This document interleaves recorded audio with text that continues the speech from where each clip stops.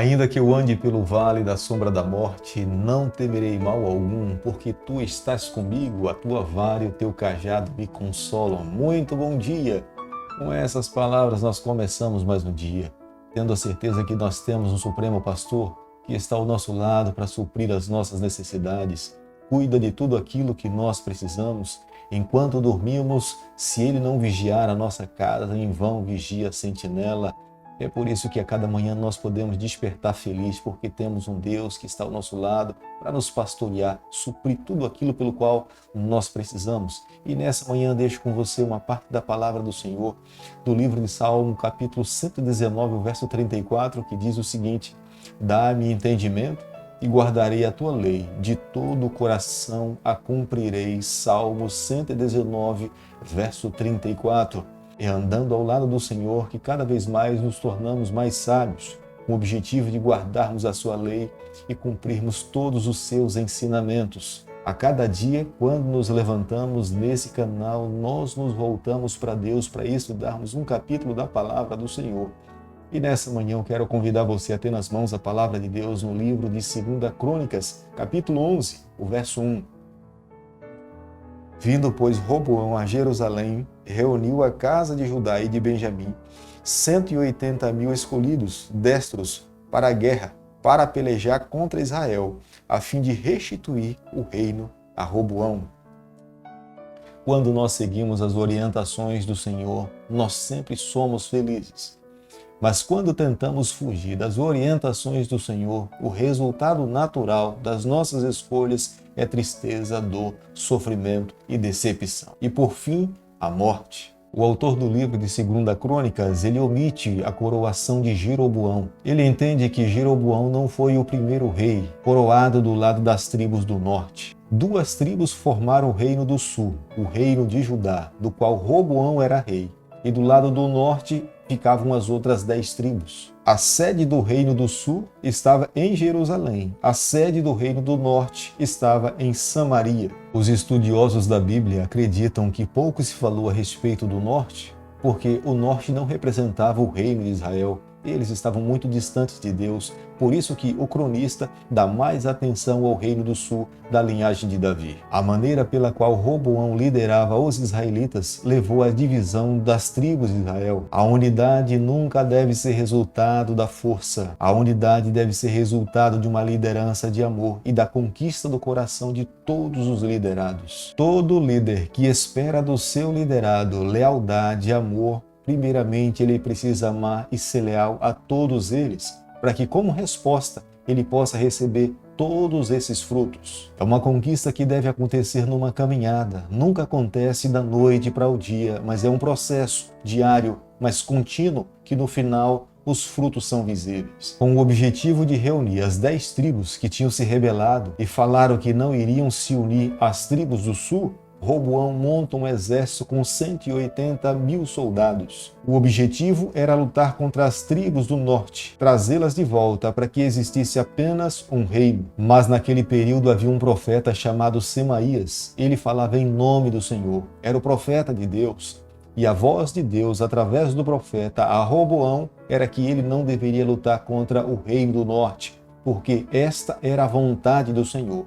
Quando o cronista está dizendo que esta era a vontade do Senhor, não é que Deus quisesse a divisão, mas Deus tinha dado o direito de liberdade e as escolhas que eles tinham tomado era contrária à vontade do Senhor. E agora eles estavam pagando o preço pelas escolhas que tinham tomado. O desejo de Deus original, quando Deus tirou o seu povo do cativeiro do Egito, é que existisse apenas um povo, apenas um único Israel. O objetivo de Deus era que esse povo representasse o seu nome, testemunhasse para todo mundo a respeito das verdades que eles iriam conhecer a respeito desse Deus. Mas as escolhas tomadas pelos líderes e pelos liderados fez com que houvesse divisão entre os dois reinos. Nunca foi plano do Senhor que o seu povo se dividisse.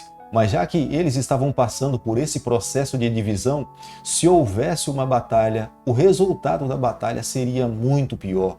Roboão e os seus soldados eram a minoria, seriam massacrados pelo reino do norte. Manter-se dessa forma seria saudável para os dois reinos. Roboão toma a iniciativa em fortalecer as suas fronteiras do leste, oeste e sul, mas não fortalece do norte, porque ele acreditava que no futuro Israel mais uma vez seria reintegrado à parte do sul. Hebrom é a cidade mais importante do lado do sul. É ali onde os patriarcas foram enterrados. Foi ali onde Davi também reinou por 7 anos. Segunda Crônicas, capítulo 11, o verso 15, a Bíblia diz o seguinte: Jeroboão constituiu os seus próprios sacerdotes para os altos, para os sátiros, para os bezerros que fizera. Jeroboão, na verdade, tinha se apostatado. Jeroboão estava vivendo uma vida longe de Deus. Jeroboão tinha perdido o caminho pelo qual Deus tinha estabelecido o seu povo. Ele importa a religião dos egípcios e estabelece os seus próprios altares dentro do território dos israelitas. Ele estabelece os seus próprios sacerdotes. A religião trazida por Jeroboão do Egito, os deuses que eram adorados pelos israelitas, parte era animal, parte era ser humano. Muitos chamavam esses deuses de demônios. Os ritos que foram trazidos do Egito era degradante e imoral. Eles se voltavam para esses deuses como se fosse um deus real. Embora Jeroboão trouxesse esse tipo de adoração para dentro do território de Israel, haviam muitas pessoas sinceras, haviam fiéis, haviam homens e mulheres que amavam a Deus. Para não se inclinar diante desses deuses, muitos deles se mudaram e passaram a adorar em Jerusalém. Embora o percurso fosse longe, mas eles estavam dispostos a pagar o preço, porque eles sabiam que não poderiam viver uma vida degradante como planejava Jeroboão para as 10 tribos de Israel. Embora a religião oferecida por Jeroboão fosse mais fácil, mais cômoda, mais perto de tudo, mas haviam fiéis. Haviam pessoas que não se vendiam pela comodidade. Eles sabiam que haviam valores muito maiores do que a comodidade. Portanto, eles passaram a adorar a Deus lá em Jerusalém e sabiam que lá a bênção de Deus cairia sobre todos aqueles que de fato fossem fiéis ao verdadeiro Criador. Quando paramos para fazer uma reflexão nos dias em que nós estamos vivendo, nós observamos que há muitas pessoas que acabam se vendendo por um preço muito barato. A verdadeira adoração é regida pela palavra de Deus. A verdadeira adoração deve ser conduzida por uma vida fiel ao Senhor. Jamais os princípios estabelecidos por Deus podem ser rebaixados por nada sob a face dessa terra. Mesmo que custe a nossa própria vida, é necessário se manter fiel ao Senhor. E foi isso que aconteceu com muitos adoradores israelitas que estavam do lado do norte, mas passaram a buscar a Deus no lado do sul. Mesmo que tivesse que fazer uma viagem longa, mas era o preço que teria que ser pago para viver uma vida fiel ao Senhor. Eu não sei hoje, agora, nesse exato momento, se existem pessoas que estão pagando um alto preço para viver uma vida fiel ao Senhor, mas vale a pena, porque o resultado daqueles que são fiéis ao Senhor é receber a recompensa das mãos do próprio Criador. Roboão, não seguindo as orientações divinas, Roboão acaba seguindo os mesmos passos do seu pai Salomão. Acaba se casando com mulheres que não eram do povo do Senhor, entre elas uma chamada Maaca, e ela lhe induz a adorar a outros deuses, abandonando a lei do Senhor e a aliança estabelecida por Deus para o seu povo. Como resultado da sua desobediência, Deus não permitiu que o seu filho Jeú se assentasse no trono. Seus filhos foram dispersados entre as tribos de Judá, mas não tiveram a oportunidade de governar sobre o povo do Senhor. Querido amigo, nessa manhã, ao concluirmos o capítulo 11 do livro de 2 Crônicas, eu e você nós precisamos chegar à seguinte conclusão: somente quando nós nos colocamos diariamente, nos humilhamos diante de Deus e buscamos o Senhor com todas as nossas forças, é que temos condições de viver uma vida fiel ao Senhor. Quando nós vacilamos em algum momento, nós estamos dando brecha para que o nosso adversário nos atinja com todas as suas forças.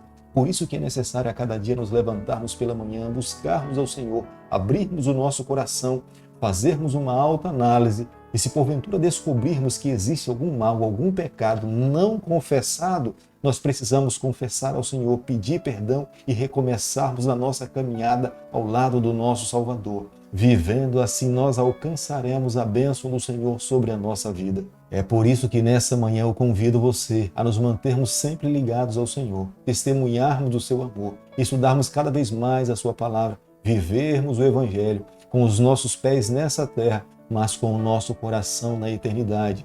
porque entendemos a cada dia, não somos dessa terra, não fomos criados para viver no meio de tanto sofrimento que vivemos hoje. De fato, Deus implantou no nosso coração o anseio, o desejo de um dia estarmos ao lado dele, vivendo com ele por toda a eternidade. Querido Pai, nas tuas mãos nessa manhã nós nos colocamos, confessamos as nossas falhas, nós queremos ser do Senhor por toda a nossa vida. Fica conosco no decorrer desse dia, nós oramos, nós pedimos e o fazemos em nome de Jesus.